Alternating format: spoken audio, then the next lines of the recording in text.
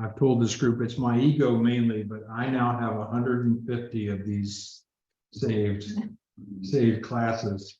It started late March of 2020 when we first canceled. We were not able to have face-to-face church, and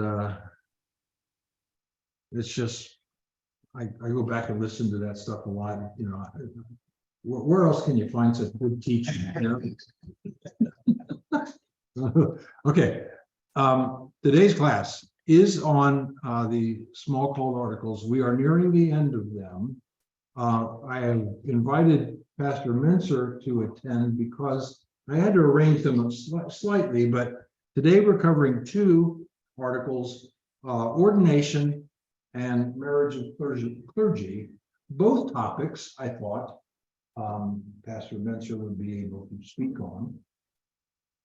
The parish notes this morning said I was also going to be talking about justification. That's one of the topics that I've pushed to next week. The topic, Martin Luther called this topic ordination and the call. So we're going to get to both. This begins with a rather strange paragraph. I note in my right-hand commentary that's running over there. I think this is an odd way to begin a debate on how we go about organization in the church. He is complaining in the big paragraph on the left that the Catholic bishops won't confirm Lutheran pastors. I wonder why. I mean, I think it would have been extraordinarily magnanimous if they did, and because the Lutherans were considered heretics, outlaws. And so for a bishop to set that all aside and confirm people who, according to their theology, are teaching heresy, it makes really no sense for the Catholics to do it. So they didn't. The Catholic bishops did not confirm Lutheran pastors. And that creates the problem that's being discussed here. You've got a church to run. You've got people, parishes need a pastor, and you don't have a way to, well, let me back up a second. Lutheran theology in Germany became dominant. Germany became, actually the Holy Roman Empire became Lutheran, but there were no bishops who converted in Germany. There were some in Scandinavia. I don't know why they didn't make use of them. There's probably territorial animosity between Scandinavia and Germany, I would guess. But anyway, so now you've got a church, people, parishes, without any bishops to go through the process of calling. So the second main paragraph is the one where the Lutherans defend themselves. Well, if we have no bishops, we can do it ourselves.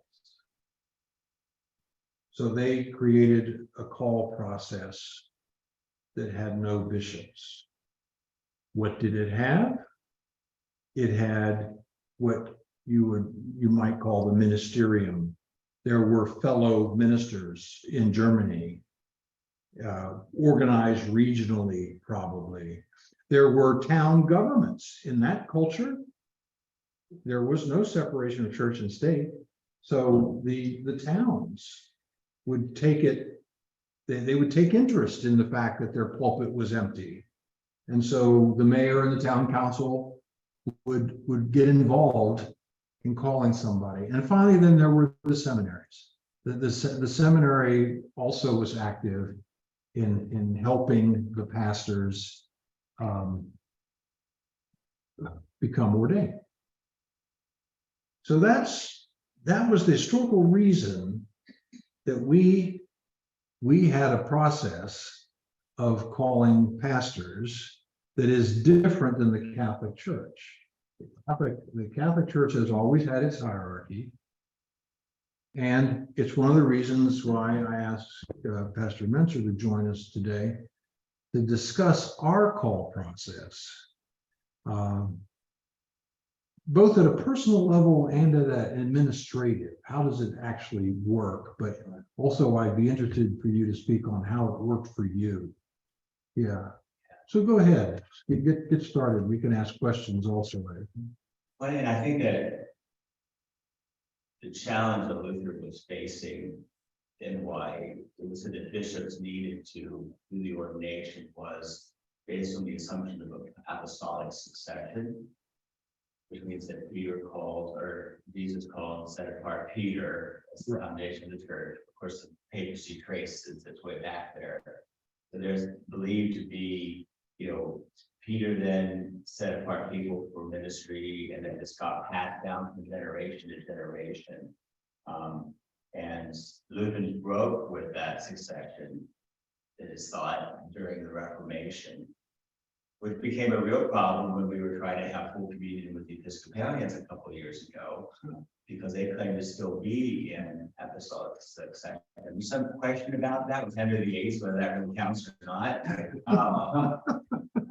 And so what the Episcopal Church did is the grandfather us in.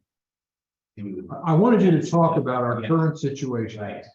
So I think you're saying that this document, this one section then is no longer accurate. Historically, it's accurate, but we have been grafted into the succession plan. Is that the Episcopal Church? The Universal Church. Because, like, for example, Pastor Tasha, who's in England with the Anglican Church, to be reordained as an Anglican priest. And so that'll happen in June this year. So in America, it would be no problem. But Lutherans, Episcopalians back and forth, but it's different than the Anglicans. So there's still. How about your ordination? Yeah. The bishop that was at your ordination, did that person have apostolic succession? We would probably say no, because that was prior to the full community agreement with the Episcopal Church. So are you a second-class pastor? I guess. Not apostolic. But that actually sounds worse. A non-apostolic pastor. Okay, well, when about call, the language I've always used is there's an internal call and an external call. And both need to be satisfied for a person to become a pastor. So the internal call is what that person is feeling inside, is thinking inside about what they want to do, how they want to serve, how they fit into that role. But that has to be confirmed by the church, i.e. the outward call to say, yeah, we do agree that this person has a call to ministry. Right. And that's because the level of trust and authority we place in a pastor. Exactly. Even in our old congregational constitution, the role of the pastor carries sufficient weight. I assume that that's the case in the ELCA constitution as well. There's considerable authority given to a pastor. I would say some churches it's more than others. And since the ELCA is made up of predecessor bodies, the churches that came out of the ALC, the American Lutheran Church, the pastor is a spiritual leader, but they take care of everything else. So they don't have that same level of authority over all things in the parish. The LCA, which this church was part of prior to, has a more elevated understanding of pastor. So you can still tell in the congregation, even years after the ELCA was formed in '86, who was what, just by the pastor. In our situation, we our vestry president is identified in our constitution, and it simply says that person chosen from the vestry. maybe not even from, it may say by the vestry, I'm not sure. And up until Bob Olson, who was our first lay president, it was just assumed that that person would be the senior pastor. So the senior pastor was chosen formally by the vestry to be the vestry president. In addition to all the other authority that they had, they also got that authority. And that's a remnant of the LCA. Because in the LCA Constitution, the pastor was the president of council. Oh, really? So that's not surprising that Trinity did the same thing. It was the ALC tradition where the pastor was not president or vice president. When the ELCA came into being, the Constitution says that there's a lay person as president. Yes. So, Yes. yeah. I mean, from my calls, I was born and raised in a small country church. And especially when you're youth, you get a lot of opportunities to do different kinds of ministry in a small church because they invite you into it. And I found myself really enjoying all of those pieces. And that I think was really the start of discerning that I was really called to become a pastor. At the same time, the pastor of the congregation, provided me some additional opportunities like to preach and help lead worship in that, and kept planting the seed that you should consider becoming a pastor. And then furthermore, people in the congregation started to say that. I worked with camp staff in college, and those who came into camp would say that. And so there was this both sense about the call that came into that. The process that folks go through now to become a pastor is called the candidacy process. And it's the first step is for a person to announce to their bishop and synod that they want to go to seminary to study to become a pastor. So it's a pre-seminary situation. And that's a newer addition to the process. Usually it wasn't the first vote until the end of the first year of seminary. It's newer now because we were finding that people were coming into seminary in the second year that probably shouldn't have been in seminary. And it's a lot harder to say no more to someone who's already halfway through than it is to someone who's just getting started or hasn't started yet. Well, Philip Melanchthon was a theologian but never got ordained. Yeah. So aren't there categories of people who go into theological study but just never be ordained? Exactly. Yeah, biblical study, theological study. Yeah. Not every seminary professor is ordained. The Greg Carey's not ordained. Right. So, so the person has to fill out an application. The person's congregation has to also fill out paperwork, which goes to the synod's candidacy committee. And if they sign off onto it, then it said the person's been entranced. It's a seminary. That's the official term, entranced. And then have you ever read the Nero Wolfe novels? Have you ever read the Nero Wolfe murder mysteries? No. I say never trust anyone that uses a noun as a verb. Yeah. So it's fine. Yeah. Don't Yeah, trust so- your church, do you? So that gets the person into seminary. Standard process for seminary is a 4-year process. Typically 2 years of academic work, a year in a congregation, full-time intern, and then finally we're back at the seminary academic work. During that process, then the next step would be the endorsement process. So the person goes back to the candidacy committee. And I think that's the end of the first year now. And they say, yeah, we endorse you as a candidate for ministry, continue on.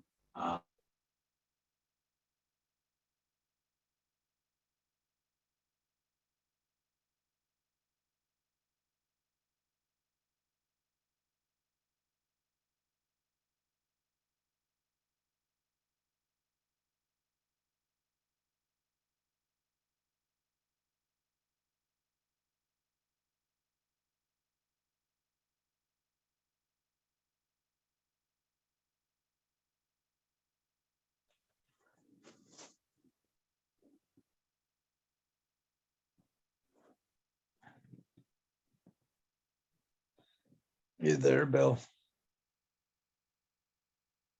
Yeah, did we just get booted out? Yeah, I think so. Sorry for the interruption. You're back, by the way. Sorry, guys. Oh, You were out for 30 seconds. Can you nice hear to me? be back. Yes. He's frozen. Good, we missed the commercials. I thought I had about solved this problem. I first blamed this problem on Trinity's wife. But then I realized I had some significant problems on my laptop. And I thought I fixed it. Are you back yet? Yes, See, Tim is not in. yes, I'm back 100%.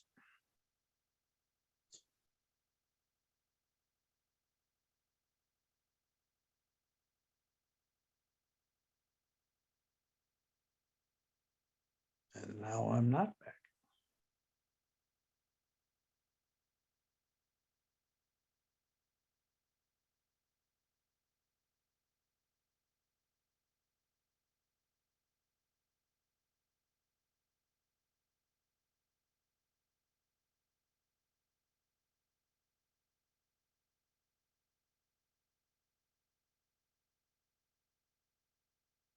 Stating the numbers from a seminary, and most seminaries are really, they're trying to find other institutions to partner with in order to help make ends meet. Hmm. So next 5 to 7 years are going to be pivotal.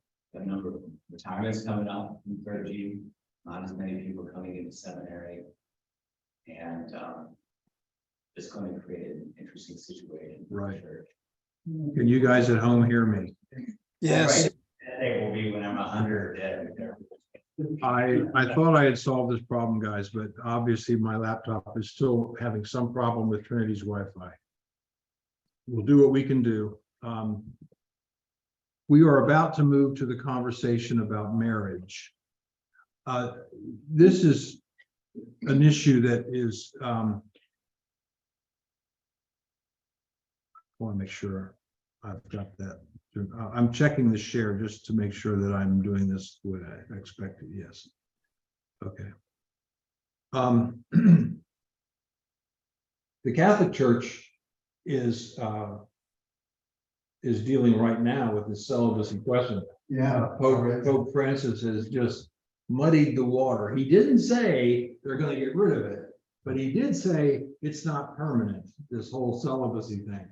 Now, just to be clear, hasn't it been something like 1,200 years or something like that? So something that's not permanent, but 1,200 years old. It kind of looks like it. Yeah, but, okay, but the Lutherans immediately, from the very beginning, threw out the celibacy. And there is some conversation in here. The basic argument is that that's just not natural. And he even includes a theological argument. I mean, the Bible talks about Adam and Eve. Adam needs a helper, compatible helper, and Eve is created for him because there is no helper to be found among any other source.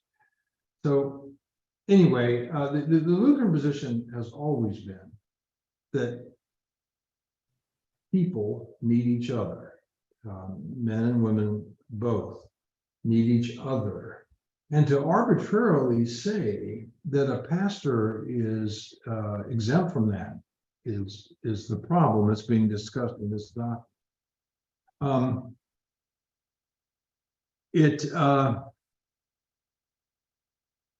What else did I want to? The argument the church makes is that you need to have no distraction. A person called to the ministry shouldn't have, I guess, to, for example, worry about a family or family budget or those kinds of things. They should only have one concern: the people under their care in the parish. We are saying something different in the way we approach this issue. We're suggesting that men and women aren't different just because they've been called to the ministry. And so somehow those distractions, those family obligations and family budget, we must think are a good thing. So another reason why I wanted to pastor here, you are unusual in that not only are you married, but your spouse is also clergy. So you are a two clergy household. So I think you're eligible to speak to this question. Does your family budget or how you get your lawn mowed, do those things distract you from ministry? In the line of me, because Connie does all the yard work. So, Oh, she loves to do it, and I. does it distract from her? Yeah. It was. When I first came to Trinity, there was concern that Connie was not going to be active here at Trinity. Oh, And so folks went to, at that point, the highest authority at Trinity, which was Margaret Fisher, right. and talked about this. And God bless Margaret.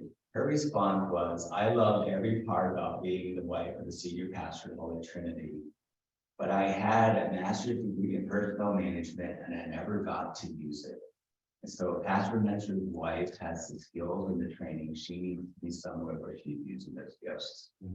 Hmm. And because Margaret said it carried weight. And so I need to give Margaret credit for allowing that transition to happen here at Holy Trinity. Yeah, I mean, it does not preclude distractions, because there are distractions if you're married. Yeah. I just want to say, in the United States, there are at least 200 Catholic priests who were originally Episcopalian and Lutheran pastors, who are married with families, Mhm. and allowed to be full priests in the Catholic Church. Yeah. At least 200 or more. Yeah. Originally, one of the things I think not to distract, being married distracted, was inheritance. They were concerned about money would accumulate in the priest and be passed down rather than stay in the church. That was one thing I read in the past about that. Yeah, excellent. Yeah.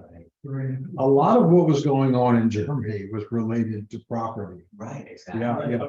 Properties and things. Yes, absolutely. So they were concerned the priest with that would go down in their families, money. That's what I was just saying, sure. Yeah. My understanding, the exact word for this is not coming to me. But I did some reading about those priests who come from Episcopal and Lutheran also, who are married. That doesn't mean that marriage is persisting in the same way. I can't come up with the word. It's a celibate marriage is the norm. So you are still married, you still live in a household, but it is no longer a sexual union. Now I don't know if that I don't know if that's universal. Yeah. Distractions. Yes. Yeah. I can't, they have a name for that. I can't think of what it is. But I also don't know if that's universal. I don't know. But anyway, well, I don't really. Well, asceticism is self-denial. Self-denial, yeah. So let's not worry about how the Catholic Church has done this. I'd like to talk about how Lutherans have done it, and we have done it for 500 years. In fact, Katie Luther was a nun who had taken holy orders, and when the Lutherans took over, they disbanded her convent. I think I'm using all the right words there. She needed a place to go. Luther married her. Not much of a love story, but it turns out it was a love story. They were very, very good together. But that's not the reason they originally formed their household. She needed a place to live. He needed he called her she was good at home economics. She could run his property. She brewed beer. That's. Yeah. Well, what else do you need? There's no other reason for marriage. And my wife is a home brewer. Is it? That must come from that Lutheran women's. Yeah.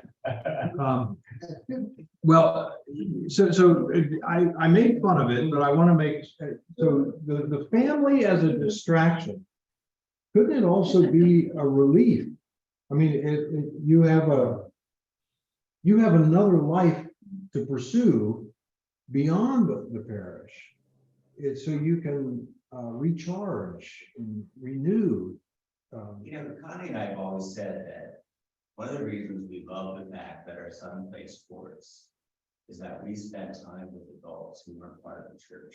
And it was refreshing to have this kind of friendships without being pastor parishioner. And many of them didn't even know our names other than Andrew's dad or Andrew's mom. And we like that kind of connection. So I think Lutherans over the years, what we've seen is a less and less dependency of people on the church. Like churches used to provide parsonages for pastors, and that would be where they would live. And even early on, as you read our original Constitution, they would provide various food items throughout the year for the pastor and family to eat. And as churches have moved away from parsonages and other things, it's really created a less of a dependency on the parish. Okay. Been beneficial too. I don't know, you are obviously a couple.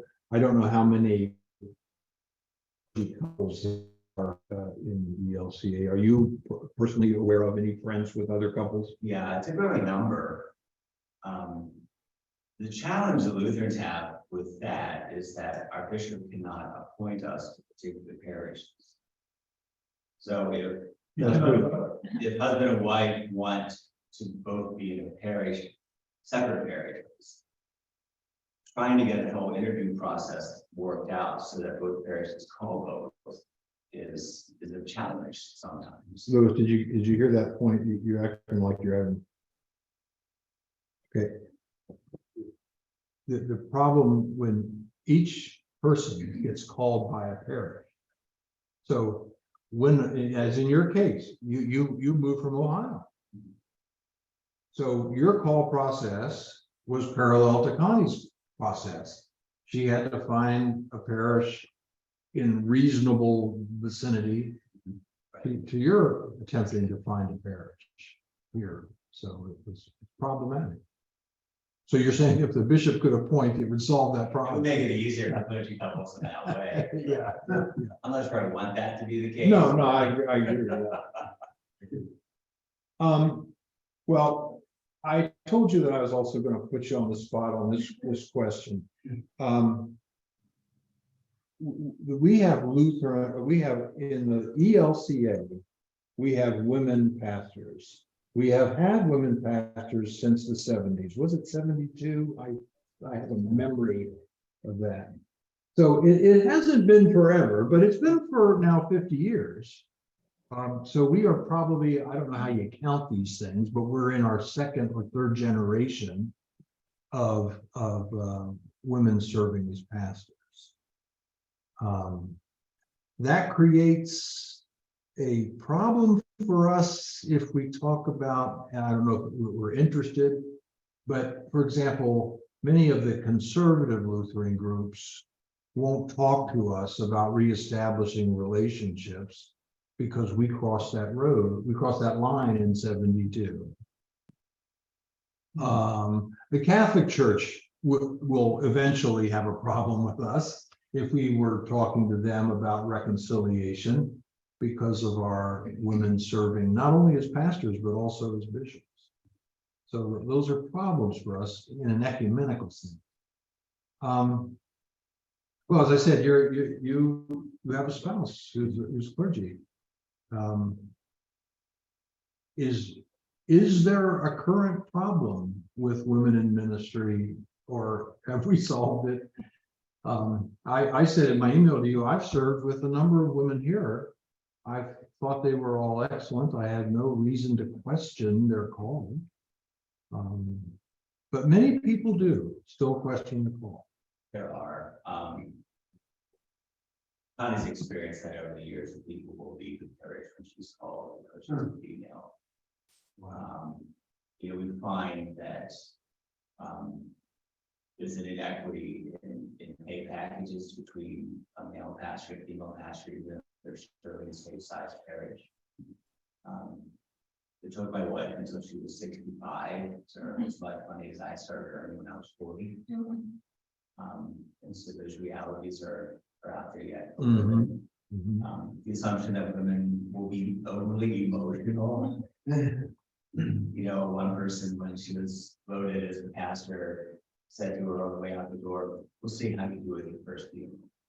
The irony was that guy's was the person that she said, "I didn't cry much during that one." So, you know, she'll get comments about her looks that he is a male pastor. I've never yet. About her legs, about her shape, about her lips. Yeah. Men are more likely to try to hug her in the greeting line on the way out than people would be to try to hug her. So there is unfortunately still a disparity in practice. Mhm. To be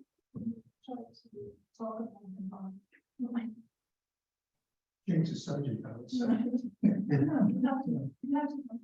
yeah, and I'm pretty sure that's the way she handles it. Yeah, because I said to Robert, when I came to medical school here, early on, only once, someone did that to me. And I said, you don't do that to me, don't touch me, and then I really, you go to. Wait a minute.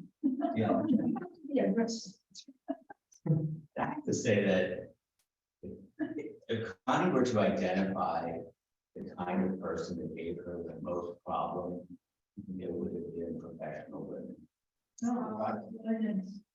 If you talk to other female pastors, they'll tell you the same thing, that the most problems came from other women. And I'm not sure why that is. Other women. That fascinates me. I've never been able to pull my finger on one. Yeah, I'm trying to, I'm running. Yeah. I'm running through a catalog of what could, I can't explain. So I'm going to express one. I'm going to express one. You've chosen the wrong one. If you have the professional skills, why choose this? I think they're questioning the value. But why don't we question it? Why wouldn't they also question that in the case of a man? The biggest challenge that Pastor Tasha had, and she was expecting, was from other professional women, which. Yeah. Well, she was then adding right in front of you, she was also not backing off on having her family. So she wanted family and profession at the same time. Well, okay. Anything else on marriage? I've said to this group before, this is one place where I put myself on the liberal conservative spectrum. I put myself on the liberal side of it, and I'm usually not comfortable there, but the problem is because the conservative side points to specific scripture and says, well, this is why Paul says this, or Jesus didn't choose women. And so they've got specific biblical arguments. And I say, well, okay, I'm not speaking against them. I just don't accept them. Wow, that blows my mind that a biblical argument doesn't carry the weight for me. What does? I have another biblical argument that I use, and it relates to Mary Magdalene.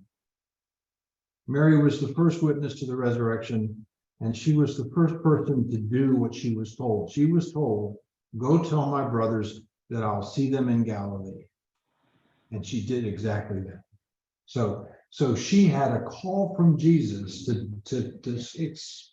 say, he is risen. What more do you want? Yeah. Okay. Article 11, paragraph 2 seems kind of naive. Especially modern day, doesn't it? Yeah. I purposely have skipped that paragraph.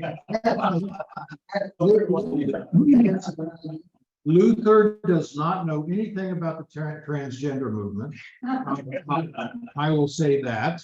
And he also, I think what this is all about is when you put a bunch of men together in a place and you put a bunch of women together in a different place and you don't allow them to mix, you're going to have real problems. He calls it an abomination. So I think you probably could interpret this as he's predicting homosexual activity among the two sexes, because people have sexual needs. But that's as far as I would go with that.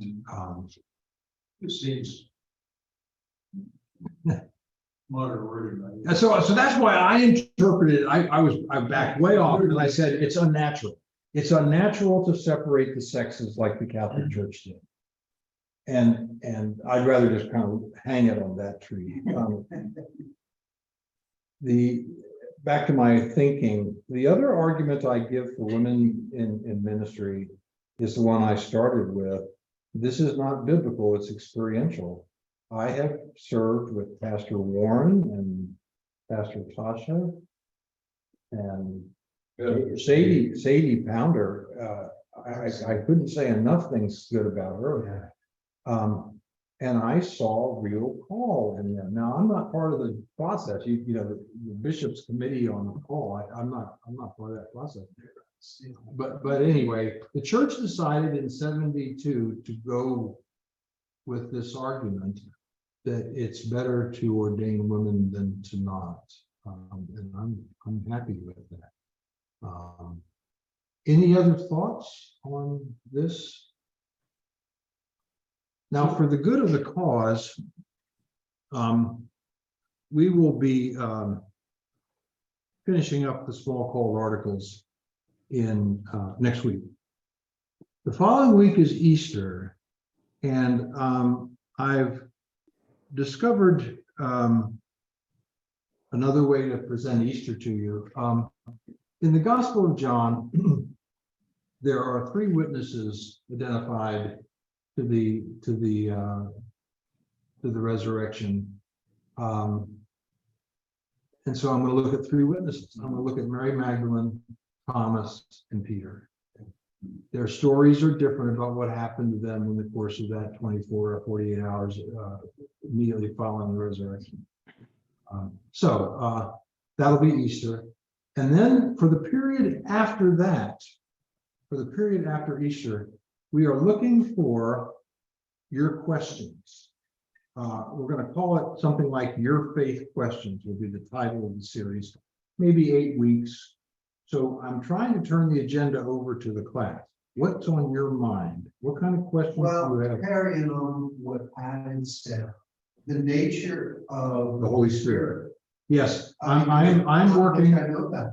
I'm working to develop a specific question that Pat asked last. Yeah. That was So, and another person asked a question, Bob Matthews was sitting here. He asked about secularization. I have not pinned that down. I don't know what specific secularization he was talking about. So put that one on hold, but you're welcome to provide me by email or however contact. So I'm going to change the share one more time. We end this meeting with the Lord's Prayer. So I will ask you, let us pray. Our Father, who art in heaven, hallowed be thy name. Thy kingdom come, thy will be done on earth as it is in heaven. Give us this day our daily bread, and forgive us our trespasses, as we forgive those who trespass against us.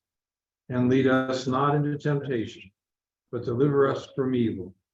For thine is the kingdom, and the power, and the glory, forever and ever. Amen. So, anything else for the good of the cause?